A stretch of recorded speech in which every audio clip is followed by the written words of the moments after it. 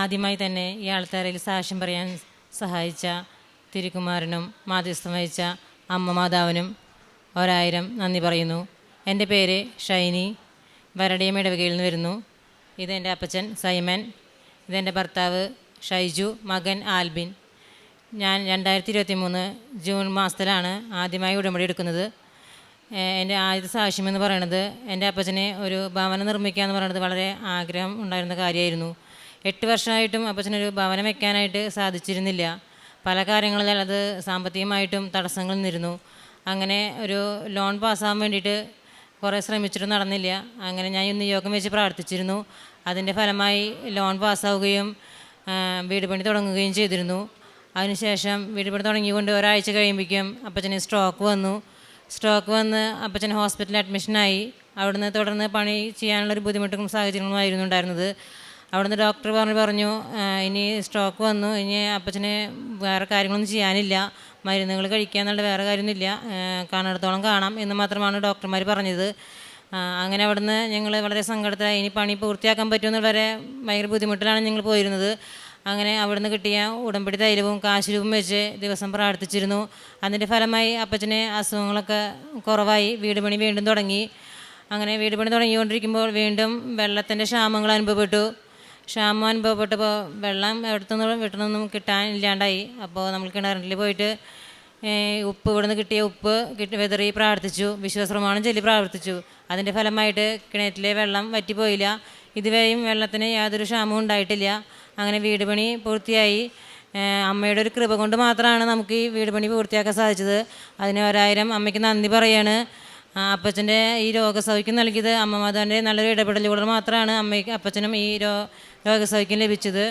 എൻ്റെ രണ്ടാമത്തെ സാക്ഷ്യം എന്ന് പറയുന്നത്, ചേട്ടന് അലർജി ഉണ്ടായിരുന്നു. 3 വർഷമായിട്ട് ഒരു അലർജി ഉണ്ടായിരുന്നു, സോറിയാസിസ് പോലത്തെ.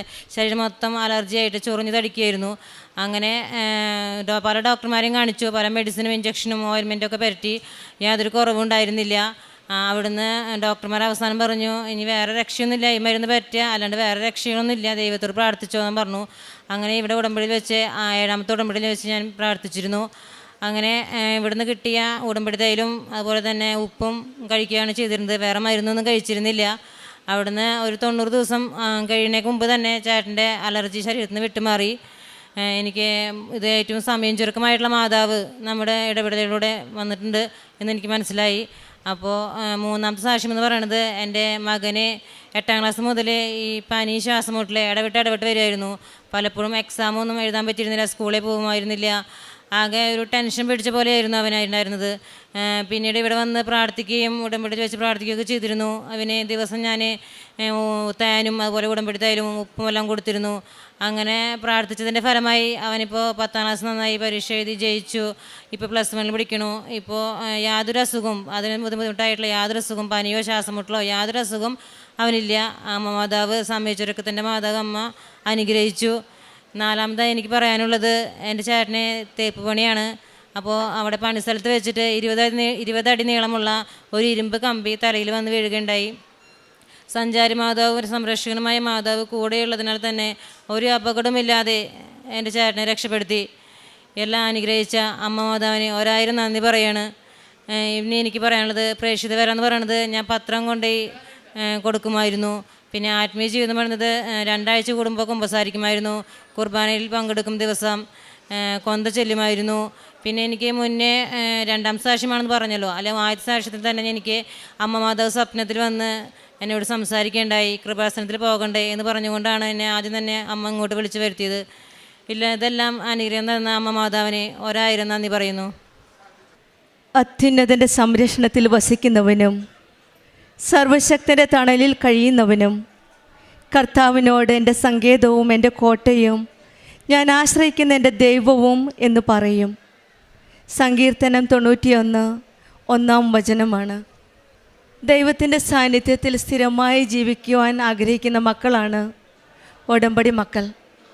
അതൊരു വെറും വിശ്വാസമല്ല, മറിച്ച് ദൈവത്തോടുള്ള ഒരു സ്നേഹബന്ധമാണ്, ഒരു ആത്മബന്ധമാണ് ഉടമ്പടിയിലൂടെ നാം ഓരോരുത്തരും നയിക്കുന്നത്.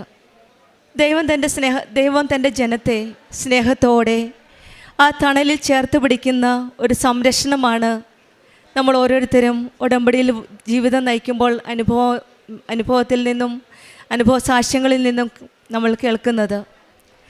സർവശക്തൻ്റെ തണലിൽ കഴിയുവാനാണ് നാം ഓരോരുത്തരെയും പരിശുദ്ധ അമ്മ നമ്മെ നയിക്കുന്നത്. ആ തണലിൽ അല്പനേരം ഇരുന്ന് നമ്മുടെ സങ്കടങ്ങളും നമ്മുടെ ദുഃഖങ്ങളും നമ്മുടെ ബുദ്ധിമുട്ടുകളും പ്രയാസങ്ങളുമെല്ലാം വേദനകളോടെ പറഞ്ഞ് ഈ ആലയത്തിൽ വന്ന് കരയുമ്പോഴാണ് പരിശുദ്ധ അമ്മ എല്ലാം ഈശോയോട് ചെന്ന് പറയുന്നത്. കടുത്ത ചൂടിൽ തണൽ ലഭിക്കുന്നത് പോലെ, തണൽ ആശ്വാസം നൽകുന്നത് പോലെ തന്നെയാണ് ജീവിതത്തിൻ്റെ ഓരോ കഷ്ടതകളിലും ഉടമ്പടി എടുത്ത മക്കൾക്ക് കാത്തുകൊള്ളുന്ന ഒരു ഉറപ്പുള്ള ഒരു ദൈവം, സംരക്ഷിക്കുന്ന ഒരമ്മ, ഈ ഇവരാണ് നമ്മുടെ കൂടെ ഉള്ളത്. ജീവിതത്തിൻ്റെ ഭയങ്ങളും അനിശ്ചിതത്വങ്ങളും എല്ലാം ദൈവത്തിൽ സമർപ്പിച്ച് അവിടുത്തെ ആശ്രയിച്ച് ഉടമ്പടി ജീവിതം നയിക്കുമ്പോഴാണ് നമ്മുടെ ജീവിതത്തിലും അനുഗ്രഹങ്ങൾ ലഭിക്കുന്നത്.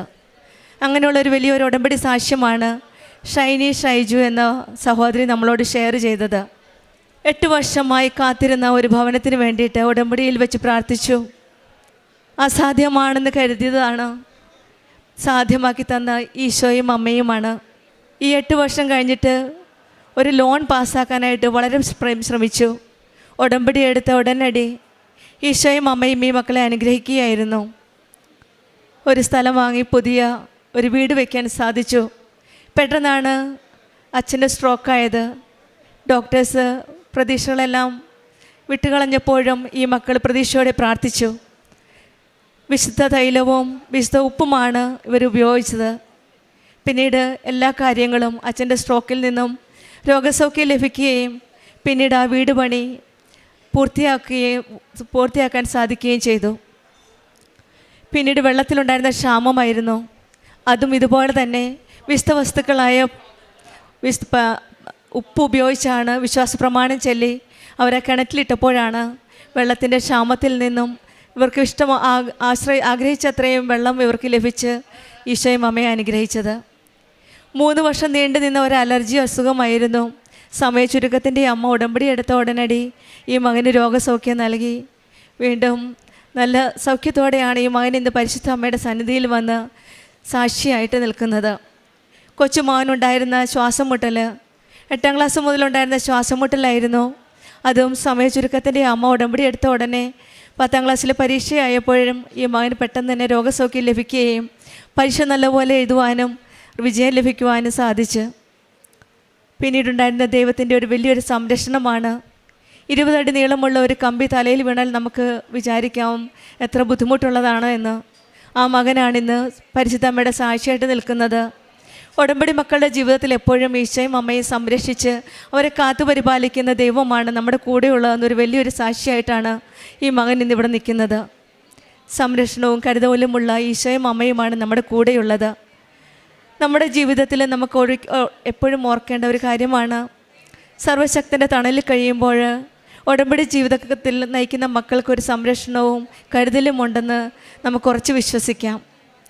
പരിശുദ്ധ അമ്മ സ്നേഹത്തോടെ പറഞ്ഞ യേസാണ് സർവശക്തൻ്റെ നിഴൽ നമ്മുടെ മേൽ പതിയാൻ കാരണമായത്.